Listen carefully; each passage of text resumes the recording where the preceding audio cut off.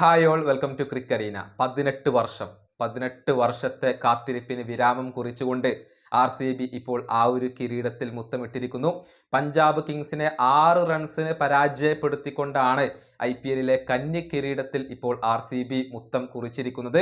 വിരാട് കോഹ്ലിയുടെ കാത്തിരിപ്പിന് വിരാമമായിരിക്കുന്നു. അദ്ദേഹം തൻ്റെ കരിയറിലെ ആദ്യ IPL ട്രോഫി ഇപ്പോൾ സ്വന്തമാക്കിയിരിക്കുന്നു. ആവേശഭരിതമായ ഒരു മത്സരം തന്നെയാണ് അഹമ്മദാബാദിലെ നരേന്ദ്രമോദി സ്റ്റേഡിയത്തിൽ വെച്ചുകൊണ്ട് നടന്നിട്ടുള്ളത്. വിജയപരാജയ സാധ്യതകൾ അങ്ങോട്ടും ഇങ്ങോട്ടും മാറി മറിഞ്ഞു.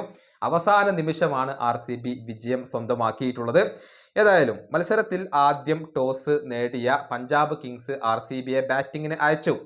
20 ഓവറിൽ 9 വിക്കറ്റ് നഷ്ടത്തിൽ 190 റൺസാണ് RCB സ്വന്തമാക്കിയിട്ടുള്ളത്.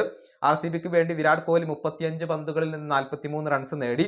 അതേസമയം രജിത് പട്ടിദാർ, ലിവിങ്സ്റ്റൺ, ജിതേഷ് ശർമ്മ എന്നിവരൊക്കെ തങ്ങളാൽ കഴിയുന്നത് കോൺട്രിബ്യൂട്ട് ചെയ്തു. ജിതേഷിന്റെ ഒരു ഇന്നിങ്സ് തീർച്ചയായും സഹായകരമായി എന്ന് പറയുന്നതാവും ശരി.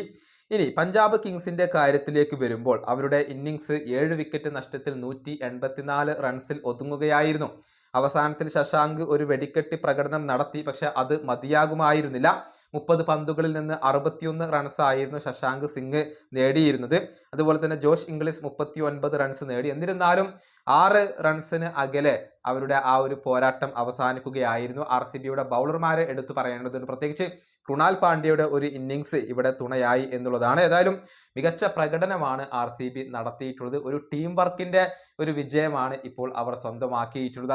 അങ്ങനെ ആദ്യ കിരീടത്തിൽ മുത്തമിട്ടതിന്റെ ആഘോഷത്തിലാണ് ഇപ്പോൾ RCBയും വിരാട് കോഹ്ലിയും RCBയുടെ ആരാധകർ എല്ലാവരും ഇപ്പോൾ ഉള്ളത്. ഈ വീഡിയോ അവസാനിപ്പിക്കുന്നു. അടുത്തൊരു വീണ്ടും കാണാം.